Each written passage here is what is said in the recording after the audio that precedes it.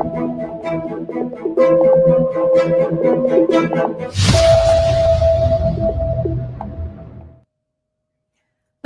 मी शिल्पा गुजर. सुखी जीवनाचा मंत्र या आमच्या आणि तुमच्या सगळ्यांच्या अशा लाडक्या कार्यक्रमात तुम्हा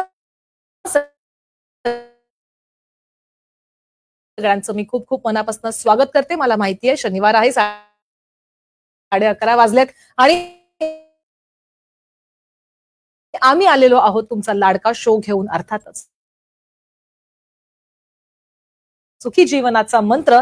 मागच्या आठवडाभरापासून तुम्ही वाट बघताय, याची पूर्ण जाणीव आहे, कारण तुमचे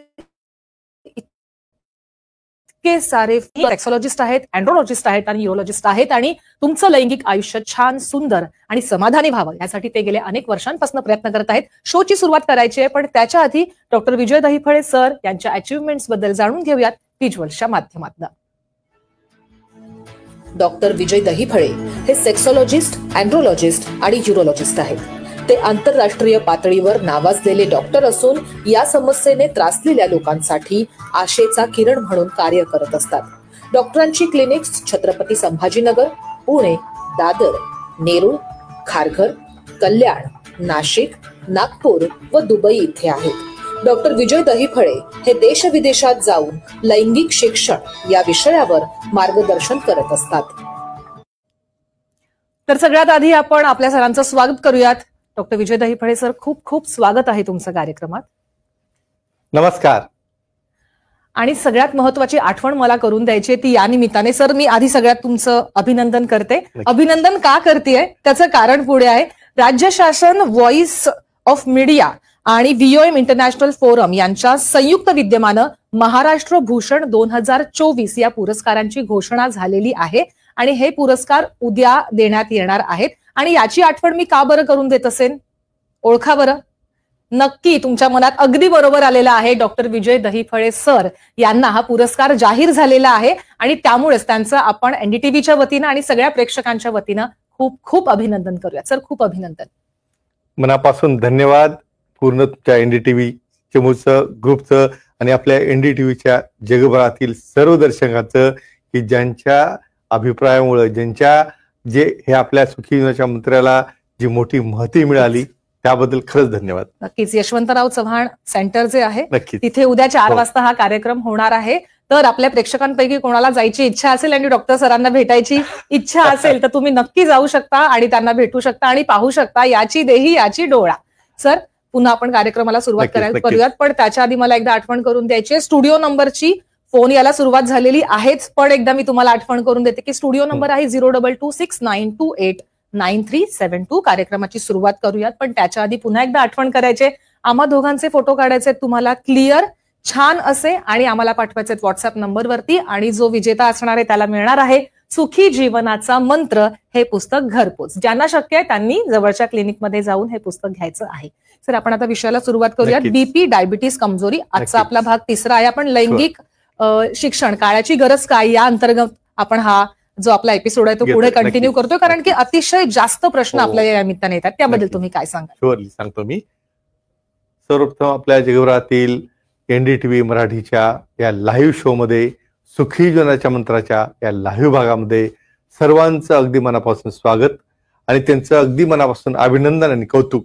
आणि स्पेशली शिल्पाजी, जसं तुम्ही सांगितलं की आताच ह्या सन्मानाबद्दल माझ्या जगभरातील या एनडीटीव्ही मराठीच्या सर्व दर्शकांचं मी अगदी मनापासून आभार मानतो. कारण का की या मंत्रामुळं तुमच्यामध्ये जागरूकता आली, तुमच्या जीवनात जो आनंद आला आणि या गोष्टींचा तुम्ही स्वतःच्या जीवनामध्ये वापर करून लाखो कुटुंबांचं जीवन, लाखो कुटुंबातील संबंध, लाखो कुटुंबातील नाते हे सगळे मेंटेन ठेवण्यामध्ये आणि ज्यांना अडचणी असतील त्या सॉल्व्ह करण्यामध्ये खरंच त्या ठिकाणी कुठंतरी हे मार्गदर्शन, हा मंच, हा एनडीटीव्हीचा लाईव्ह मंच कामाला आला. कदाचित याचं हे फलित असावं असं मी म्हणू इच्छितो. नक्कीच. सर, माझ्या मनात एक प्रश्न आहे, कारण की हा जो माझ्या मनातला प्रश्न आहे तो बरेचदा व्हॉट्सअपवरती किंवा मेलवरती म्हणा आलेला आहे आणि म्हणूनच मला तुम्हाला तो विचारायचा की सर, लठ्ठपणा आज ही अगदी कॉमन समस्या आहे. ठीक आहे, लठ्ठपणा मला वाटतं बऱ्यापैकी सगळ्याच घरांमध्ये बघितलं झालं तर एखादी तरी व्यक्ती लठ्ठ असतेच, एखादी दुसरी असते. पण लठ्ठपणामुळे कमजोरी येऊ शकते का, हा, आणि ती नेमकी कशामुळे, आणि त्याचा ऍक्टिव्हिटीवरती काही परिणाम होतो, आणि त्याचं सायंटिफिक कारण काय सांगूया आपण. नक्कीच. मित्रांनो, या ठिकाणी आपली बॉडी, आपलं डाएट, या सर्व गोष्टी संतुलित असणं का महत्वाचं असतं, कारण लठ्ठपणामुळं आपल्या शरीरातील टेस्टोस्टेरॉनच्या मात्रा कमी व्हायला लागतात. परत आपल्या बॉडीला जे इन्शुलिन लागतं तर 1 unit per kilogram by weight ह्या पद्धतीने लागत असतं. म्हणून मग अशा लोकांना डायबिटीस होतो. मग डायबिटीस झाल्यानंतर मग पुढे काय होतं, मग त्याचा कमजोरीवर कसा परिणाम होतो, त्याने बीपी कसं होतं, या सर्वांचं डिस्कशन आपण आज आपल्या शो मध्ये करणार आहोत. नक्कीच करणार आहोत. पण आपल्याला एक फोन आलाय, माझ्या मैत्रिणीचा सगळ्यात आधी ओपनिंग फोन, उज्ज्वला यांचा पुण्यावरून. उज्ज्वला, तुमचा प्रश्न विचारा. सर नमस्कार. बोला उज्ज्वला. सर ओबेसिटी किंवा लठ्ठपणामुळे तुमचा आवाज वाढवा थोडासा. हॅलो, येतोय का? आता येतो. हा सर, ओबेसिटी किंवा लठ्ठपणामुळे कमजोरीचा त्रास होऊ शकतो का? अच्छा अच्छा अच्छा, म्हणजे बघा तुमचाच प्रश्न मी कंटिन्यू करतो. हो. आणि खरंच तुमचं अभिनंदन, कौतुक का, कारण स्त्रियांना देखील येतो का, कारण कदाचित तुम्हाला वाटलं असेल की पुरुषांबद्दल चाललेलं आहे, असं नसतं. सांगूया आपण. हे बघा, निसर्गाने आपलं शरीर बनवताना दोघांनाही इक्वली हार्मोन्स दिलेले आहेत, भावना दिलेल्या आहेत, आपल्या बॉडीचा शेप आणि पर्सनॅलिटी दिलेली आहे. कदाचित तुम्हाला वाटत असेल की ह्या लठ्ठपणाचा संबंध फक्त पुरुषांशी आहे का, नाही, स्त्रियांमध्ये देखील लठ्ठपणा आला, हार्मोनल इम्बॅलन्स होतं. बरेचदा तुम्ही ऐकलं असेल PCOD, पॉलिसिस्टिक ओव्हरियन डिसीज, ज्यामध्ये की ओव्हरीजमध्ये सिस्ट बनतात, त्या ठिकाणी मेल सारखे त्या ठिकाणी हेअर यायला लागतात चीनवर नंतर, आणि त्या सिस्टमुळं नंतर बाळ होण्यासाठी देखील अडचण येते. तर अशा प्रकारे ओबेसिटी कशा पद्धतीने तुम्हाला कमजोरी आणि इन्फर्टिलिटी वाटतं, हे नक्कीच आपण या आपल्या शो मध्ये आणखी विस्तृत डिस्कस करणार आहोत. नक्कीच विस्तृत डिस्कस करणार आहोत. पण आपल्याला अजून एक फोन आलेला आहे पुण्यावरनं. अर्चना आपल्याशी बोलतात. अर्चना, तुमचा प्रश्न विचारा. नमस्कार सर. नमस्कार मॅडम. नमस्कार. नमस्कार अर्चनाजी, बोला. पहिल्यांदा सरांना मी महाराष्ट्राचा व्हॉइस ऑफ इंडियाचा जो पुरस्कार मिळाला आहे सरांना, महाराष्ट्र भूषण म्हणून, तर त्याबद्दल मी सरांचे आभाळ भरून अभिनंदन करते. कारण आभाळ भरून याच्यासाठी सर, प्रत्येकाला एकच आयुष्य मिळतं आणि ते आयुष्य फार सुखी आणि छानपणे पद्धतीने जगावं, त्यात काही अडचणी येऊ नयेत यासाठी सर खूप प्रयत्न करतात प्रत्येकासाठी. त्यामुळे त्यांच्यासाठी आभाळ भरून शुभेच्छा. आणि सर माझा प्रश्न असा आहे की सर लठ्ठपणा आहे आणि स्मोकिंगची पण सवय आहे, त्याच्यामुळे गरोदर राहण्यासाठी किंवा प्रेग्नन्सीसाठी काही अडचण येते का सर? नक्कीच अर्चना, अतिशय छान प्रश्न तुम्ही विचारलाय आणि तुम्ही सरांचं कौतुक केलं, त्यासाठी सुद्धा खूप खूप धन्यवाद. की आपले सगळे प्रेक्षक किती सजग असतात की त्यांनी ऐकलं, सरांना पुरस्कार मिळाले आणि त्याच्यासाठी ते शुभेच्छा देतात. हे किती छान आहे. आणि महत्वाचं म्हणजे आपली जे दर्शक आहात, प्रेक्षक आहेत, ते मन लावून हा प्रोग्राम ऐकतात आणि सहभागी होतात. आणि त्यांनी दिलेल्या या शुभेच्छांबद्दल आपल्या NDTV तर्फे त्यांचं अगदी मनापासून धन्यवाद, अभिनंदन, कौतुक. आणि त्यांचा प्रश्न स्मोकिंग आणि लठ्ठपणा, आणि बघा तुम्हाला वाटत असेल हा स्त्रियांना देखील लागू पडतं. आपल्याला वाटतं की फक्त पुरुष स्मोकिंग करतात का, नाही, सांगूया आपण. मित्रांनो, या ठिकाणी एक महत्वाची गोष्ट सांगतो. आजच्या काळामध्ये हे स्मोकिंग हे एक स्टाईल झालेलं आहे. म्हणजे बऱ्याचदा मला स्ट्रेस आला म्हणून त्यांनी किती स्मोकिंग करावं, म्हणजे एक एक पॉकेट संपवतात दिवसातनं. आणि मी तर बऱ्याचदा कॉलेजेसच्या समोर पाहत असतो, 10वी ते 12वीची मुलं असं करतात. ऑलरेडी लठ्ठपणामुळे इस्ट्रोजन प्रोजेस्टेरॉनच्या मात्रा कमी झाल्या, त्याचबरोबर पॉलिसिस्टिक ओव्हरियन डिसीज झाला, आणि त्यात तुम्ही स्मोकिंग करताय तर निकोटीन आहे, कार्बन मोनॉक्साईड आहे, त्यामध्ये टार एलिमेंट आहेत. हे विषारी पदार्थ त्या ठिकाणी जे बीजांड आहेत त्यातले बीज हे डॅमेज करतात, ते मॅच्युअर होत नाहीत, त्याची डेव्हलपमेंट होत नाही. आणि सर्वात महत्वाचं जी रजोवृत्ती असते, जे वय सध्या 45 ते 48 असायला पाहिजे, 35व्या वर्षीमध्ये तुम्हाला मिनोपॉज किंवा रजोवृत्ती व्हायची वेळ आलेली आहे. तर एकच सांगेन, आपली पुढची भावी पिढी चांगली होण्यासाठी तरी आपण स्मोकिंग हे हळूहळू कमी केलं पाहिजे.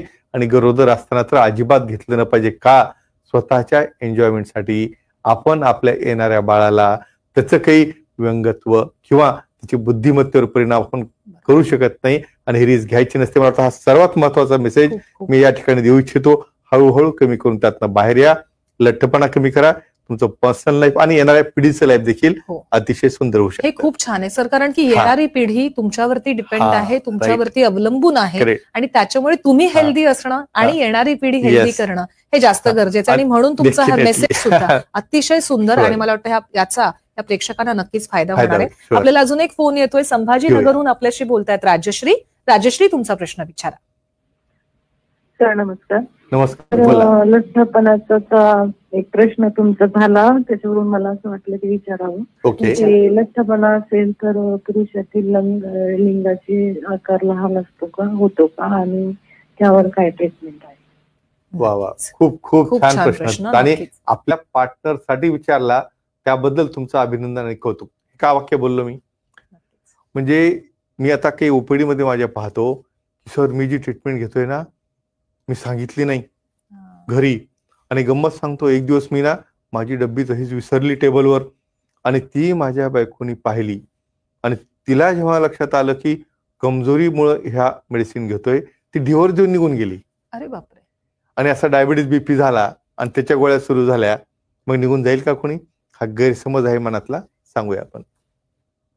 ओबेसिटी, हार्मोनल इम्बॅलन्स आणि तुमच्या अवयवाचा आकार अतिशय महत्वाचं रिलेशन आहे.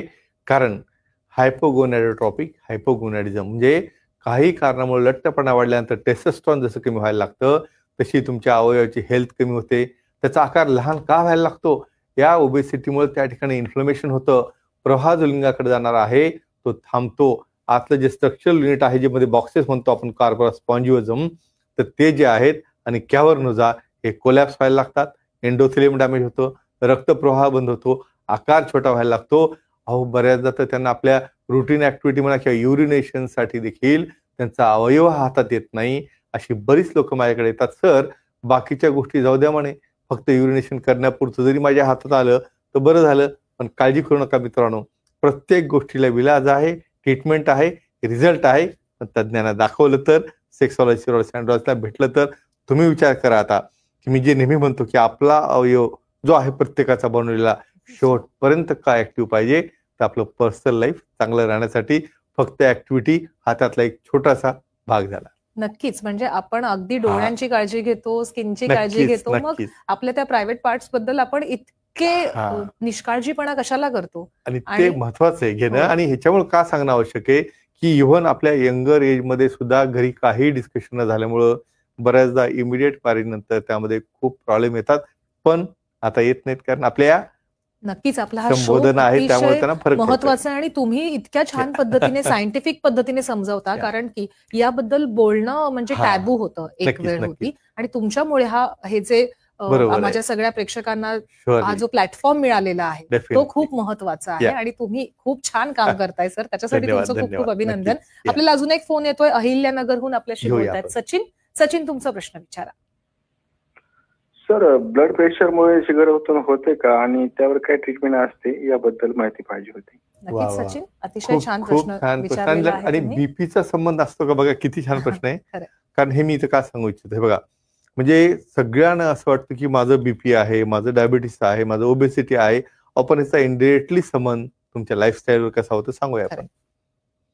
आता ब्लड प्रेशरमुळं तुम्हाला त्या ठिकाणी कमजोरी येणं, त्याचबरोबर त्या ठिकाणी जो सप्लाय जात असतो तुमच्या अवयवाला तो कमी होणं, त्याचा एंडोथिलियमला डॅमेज होणं, अशा प्रकारचे सर्व साईड इफेक्ट त्या ठिकाणी होत असतात. म्हणून ब्लड प्रेशर कंट्रोलमध्ये राहणं हे फार आवश्यक असतं. आणि सर्वात महत्वाचं, हे कंट्रोलमध्ये ठेवण्यासाठी जे आपण मेडिसिन घेतो त्याच्या देखील मात्रा तुम्हाला कमी ठेवायच्या असतील तर त्या ठिकाणी तुम्हाला सर्वात महत्वाचं तुमचं वेट कंट्रोल आहे, त्यामध्ये नियमित एक्सरसाइज आहे, व्यायाम आहे. कारण काय होतं बऱ्याचदा याच गोळ्यांमुळे त्या ठिकाणी काही अल्फा ब्लॉकर आहेत, बीटा ब्लॉकर आहेत, ते देखील त्या ठिकाणी तुम्हाला कमजोरी आणू शकतात. मग मित्रांनो, त्या ठिकाणी महत्वाची गोष्ट सांगतो की बऱ्याचदा हे ओबेसिटी, डायबिटीस, ब्लड प्रेशर एकटे येत नाहीत, सोबत येतात. म्हणून जर फ्युचरमध्ये तुम्हाला काही त्याचा साईड इफेक्ट नको असेल तर गोष्टी कंट्रोलमध्ये ठेवणं अतिशय आवश्यक आहे. नक्की सर. आपल्याला अजून एक फोन येतोय जळगाववरून आपल्याशी घेऊया. बोलतायत दीपक. दीपक, चालेल. तुमचा प्रश्न विचारा. Hello sir. हा, नमस्कार, बोला. सर, ब्लड प्रेशर सोबत स्मोकिंगची सवय असेल तर सेक्सवर काय परिणाम होतो याबद्दल सविस्तर माहिती पाहिजे होती. वा वा नक्कीच, वा. अतिशय छान आता प्रश्न मला एक आणखी विचारलाय. विचारायचं, सोबत काही टोबॅको किंवा ड्रिंकिंगची सवय आहे का? हो, थोडीफार करतो सर मी. ओके ओके, चालेल, का हरकत नाही. बघा हे मी काय विचारलं बघा, फिमेलचं स्मोकिंगचा संबंध हा ओव्हरीज आणि इन्फर्टिलिटी. आता परत मेल दोघांसाठी कंडिशन वेगळी आहे. आणि आणखी ऍडिशनल काय विचारलं, अल्कोहोल किंवा ड्रिंक्स, काय याचा संबंध येतो इन्फर्टिलिटीशी सांगूया आपण. हे बघा प्रत्येक गोष्ट लिमिटमध्ये असेल आणि आपल्या बॉडीला ती सहन होणारी असेल ते ऍक्सेप्टेबल असते. तिचं आती तिचं माती होते तर सर्वांनाच माहित आहे. या ठिकाणी विचार करा, स्मोकिंग करताय तुम्ही आणि लठ्ठपणा आहे, ऑलरेडी हार्मोन डाऊन आहेत, त्यामध्ये परत टेस्टोस्टेरॉन डाऊन झालं. मग या स्मोकिंगमुळे काय झालं, परत त्या ठिकाणी आणखी परिणाम जो होतो तो टेस्टिसवर देखील व्हायला लागतो, ज्यामुळे की जे शुक्राणू तयार होतात ते कमी क्वालिटीचे, म्हणजे डीएनए बरोबर नाही, त्याच्यामध्ये ॲबनॉर्मल आहे, त्याला मोटिलिटी नाही, त्याला स्पीड नाही, म्हणून त्या ठिकाणी वंध्यत्वाची समस्या यायला लागते. आता तुम्ही विचारलं वंध्यत्व म्हणजे काय, कारण बऱ्याच जणांना वंध्यत्व आणि नपुंसकत्वामधला फरक कळत नाही. वंध्यत्व म्हणजे तुम्ही रेग्युलरली समागम केल्यानंतर 2 वर्षापर्यंत बाळ जर होत नसेल तर त्याला वंध्यत्व असं मिळतो, आणि त्याचं महत्वाचं कारण स्मोकिंग आहे. कमीत कमी मित्रांनो, तुम्हाला प्रेग्नन्सी राहीपर्यंत तरी, तुम्हाला बाळ होईपर्यंत असं का म्हणतोय, नेहमीसाठीच नाही घेतलं तर खूप चांगली गोष्ट आहे, पण मला असं घेऊ नका म्हटलं की आणखी रिफ्लेक्स जास्त होतं. हे बॉडीचं नेचर आहे. काही नको म्हटलं की मग ती सुरुवात होते. आणि आता कॉम्बिनेशन मध्ये दुसरी गोष्ट कुठली विचारलं मी, अल्कोहोल. काय होतं माहिती का, तुम्ही एखाद्या ठिकाणी जसं एखाद्या पार्टीला वगैरे बसले आणि मित्र बसले 4, तर अशा वेळेला हे कॉम्बिनेशन आणखी घातक का ठरतं, अल्कोहोल तुमच्या प्रीफ्रंटल कॉर्टेक्स जो ब्रेन आहे त्या ठिकाणी त्याचा परिणाम करतं. म्हणून ओव्हरऑल एकच सांगेन की आपलं स्वास्थ्य निरोगी ठेवण्यासाठी तुमच्या सवयी हळूहळू कंट्रोलमध्ये आणा, जेणेकरून की तुमचं पर्सनल लाईफ आहे आणि सेक्शुअल डिस्फंक्शन होणार नाही आणि वंध्यत्व देखील तुम्हाला येणार नाही. खूप छान प्रश्न होता. नक्कीच खूप छान प्रश्न आणि खूप छान उत्तर सुद्धा. सर आपल्याला अजून एक फोन येतोय, कल्याणवरनं आपल्याशी बोलतायत राजू. राजू तुमचा प्रश्न विचारा. हॅलो. हा बोला, ऐकतोय आम्ही. हा सर नमस्कार. नमस्कार. मला पहिले पुरस्कार भेटल्याबद्दल थँक्यू सर. वा वा वा, धन्यवाद तुम्ही दिलेल्या अभिप्रायाबद्दल. म्हणजे खरंच आपलं प्रेक्षक आपलं अप्रिशिएशन करणं ही सुद्धा फार महत्वाची गोष्ट आहे, कारण तीच प्रेरणा आपल्याला मिळत असते या ठिकाणी हा शो चालू ठेवण्यासाठी. बोला, आणखी काय म्हणता, काही प्रश्न आहे का? सर माझा एक प्रश्न आहे. हा सर, एकदम कमजोरी कशासाठी येते? नाही कशामुळे येते? ओके. आणि काय म्हणून येते? बरं, तुमचं वय सांगा मला. हॅलो, वय काय तुमचं? माझं वय 35 ते 36. बरं बरं. आणि तुमचं लग्न झालेलं आहे का? हो, लग्न झालंय ना सर. बरं, तुम्हाला काय वाटतं, म्हणजे काही कमजोरी आहे, शीघ्रपतन आहे, काही लैंगिक समस्या आहे, काय वाटतं तुम्हाला? नाही सर, म्हणजे मला अशक्तपणा वाटतो. बरं बरं. आणि असं जेवण पण जात नाही, काही नाही असं, म्हणजे बरं. आता महत्वाचं मी सांगतो, हे बघा, कमजोरी 2 प्रकारच्या असतात. तुम्हाला उत्साह न येणं, इच्छा न होणं, कठोरता चांगली न येणं आणि टायमिंग कमी असणं तुमच्या ऍक्टिव्हिटीमध्ये, बरोबर आहे? हो. ठीक आहे, सांगूया तुम्हाला. पाहिलं, बऱ्याचदा उपडीचा अनुभव सांगतो तुम्हाला. समोर असा व्यक्ती येतो, काहीच बोलत नाही, म्हणजे काय कंडिशन आहे पहा तुम्ही, की समोर बसल्यानंतर मला सुरुवात करावी लागते, तुम्हाला बोलतं करावं लागतं. आता कमजोरीचे 2 प्रकार पाहिले. न खाण्यापिण्यामुळे येणारी कमजोरी वेगळी, आणि त्यांना लैंगिक शिथिलता असून देखील ते प्रेझेंट होत नाहीत. आणि त्यासाठी आपला हा मंच आहे की थंडी ताप जसा येतो ना तशीच ही कमजोरी आहे, सांगूया आपण. हे बघा, वय 35 आहे, कदाचित तुम्हाला वाटलं असेल 50शी झाली, आता मी समजा 70 मध्ये आहे, त्यामुळे तर कमजोरी नाही आली ना. पण यंग एज मध्ये देखील असं का होतं, आणि प्रश्न विचारतायत का, रिझन सांगतो. त्यामध्ये सायकोजेनिक आहे, एंड्रोजेनिक आहे, कार्पोरल आहे, वास्कुलोजेनिक आहे आणि कंडिशन रिफ्लेक्स आहे. एकदा काउन्सिलिंग केल्यानंतर आपल्याला कारण लक्षात येईल, त्यामध्ये नेमकं कुठलं कारण हे लक्षात आल्यानंतर त्याप्रमाणे आपल्याला त्या ट्रीटमेंट देखील देता येतात. जरी कमी वयामध्ये अशी कमजोरी असेल तर ऍक्सेप्ट करा, हा आजार नाही मित्रांनो, परत हे तुमचं मेंटेनन्स आहे. तुमच्या वाढत्या वयानुसार होणारे बदल आहेत, हार्मोन चेंज होणारे आहेत. बऱ्याच आपल्या पहिल्या सवयीमुळे किंवा वास्तविकतेमुळे त्या ठिकाणी लिंगाचा काही कोलॅप्सिंग किंवा प्रवाह कमी झालेला असतो. सेक्सॉलॉजी, युरॉलॉजी, अँड्रॉलॉजी भेटा, अतिशय चांगल्या प्रकारचे ट्रीटमेंट आहेत. आणखी मी ऍड करतो की ट्रीटमेंट घेताना कुठल्याही ट्रीटमेंटचं ऍडिक्शन होत नसतं किंवा आयुष्यावर मला ते घ्यावं लागेल पण ती भीती बाळगायची नसते. आणि आपल्या पार्टनरला सांगून ट्रीटमेंट घ्या. कारण आता एक उदाहरण दिलं ना, न सांगता जर घेतलं ना मग विनाकारण डाऊट येतो, कोणासाठी घेतलं, हे प्रश्न वाढतात. म्हणून कधी बघा एका चुकीसाठी 10 चुका कराव्या लागतात. हो ना. त्यामुळे be honest with your partner हे फार महत्वाचं आहे. आपल्याला अजून एक फोन येतो घेऊया. सर पुण्यावरनं. अर्चना आपल्याशी बोलतायत. अर्चना तुमचा प्रश्न विचारा. सर जर जाडी आहे, खूप सारं फॅट्स आहे शरीरामध्ये हा. आणि जर एक्सरसाइज जर केली हा. तर त्याचा काही फायदा होतो का सर कमजोरीसाठी? अच्छा अच्छा अच्छा. मग सध्या वजन किती आहे तुमचं याच्या थोडक्यात सांगा मला. सध्या सर 92 किलो वजन आहे. अच्छा अच्छा. चला काही हरकत नाही, सांगूया तुम्हाला. म्हणजे बरेच धष्टपुष्ट दिसणं म्हणजे खात्यापित्या घरचे आहेत. आता आपण ऐकतो ना बरेच, पण हो. खरी बॉडी स्लिम ठेवणं आणि बॅलन्स डाएट ठेवणे का महत्वाचं आहे. आणि ह्या ओबेसिटी जर कमी केली तर तुम्हाला नुसतंच कमजोरी कमी होत नाही, तर ज्याला बाळ होत नसतं त्याला बाळ देखील होतं, फर्टिलिटी चांगली होते. कशी सांगूया आपण. मी परत मित्रांनो तुम्हाला सांगतो, तुम्ही इतके वाढत जाता की तुमची ती पॅन्क्रियास थकते हो शेवटी इन्शुलिन तयार करून करून, आणि मग काय व्हायला लागतं, डायबिटीस होतो. मग परत ह्या फॅट्स वाढल्यामुळं हार्मोनल इम्बॅलन्स होतो, टेस्टोस्टेरॉन कमी होतात, स्पर्मवर परिणाम होतो, फिमेलमध्ये ओव्हरी तयार होत नाहीत. म्हणून तुम्ही हळूहळू वजन कमी केलं की आपोआपच हार्मोन्स वाढतात. अहो बऱ्याचदा ह्या वजनामुळे तुम्ही एवढे स्थूल होता, एवढे थंड होता की तुमचंच वजन तुम्हाला उचलत नाही. मग एवढं वजन जर असेल तर मी जे डिस्क्रिप्शन करतो ना, तुमच्या 476 पोझिशन आहेत. अहो तुम्हाला उठून बसता येत नाही, बसून उठता येत नाही, तर तुम्ही कशी ऍक्टिव्हिटी करणार. तर एकाच वाक्यात सांगेन, तुम्ही स्लिम राहा, ट्रिम राहा, पर्सनॅलिटी छान ठेवा. मला वाटतं तुम्हाला कुठलाही आजार होणार नाही, ना कमजोरी ना वंध्यत्व, आणि स्वतःची पर्सनॅलिटी देखील त्यामुळं डेव्हलप होते. आणि अर्थात पार्टनर तो तुमचा खुश होणारच. नक्कीच सर, तुम्ही इतकं छान मार्गदर्शन करताय की हा शो थांबूच नाही असं वाटतं, पण बरोबर. काय करणार, वेळ आहे आणि आपल्याला वेळ खुणावते, चालेल. थांबावं लागणार आहे. चालेल. पण तुम्ही इतकं सुंदर मार्गदर्शन केलं त्यासाठी तुमचे खूप खूप मनापासून आभार. आणि पुन्हा एकदा तुमचं अभिनंदन की या. तुम्हाला महाराष्ट्र भूषण 2024 हा पुरस्कार जाहीर झालेला आहे. नक्की. मला वाटतं अगदीच कमी लोकांना हा पुरस्कार मिळतो आणि नक्कीच. अतिशय उल्लेखनीय कामगिरी करणाऱ्या नक्कीच. व्यक्तींना हा पुरस्कार मिळतो. आणि त्याच्यामुळे तुमचं पुन्हा एकदा खूप खूप अभिनंदन आमच्याकडनं, आमच्या प्रेक्षकांकडनं आणि एनडीटीव्ही मराठीकडनं. तुम्ही या त्याबद्दल कार्यक्रमात धन्यवाद. नक्कीच तुम्ही या कार्यक्रमात आलात आणि इतकं छान मार्गदर्शन केलं त्यासाठी तुमचे खूप खूप मनापासून आभार. धन्यवाद. पुन्हा भेटणार आहोत पुढच्या शनिवारी रात्री 11:30 वाजता. तेव्हा पाहायला विसरू नका एनडीटीव्ही मराठी आणि सुखी जीवनाचा मंत्र. नमस्कार.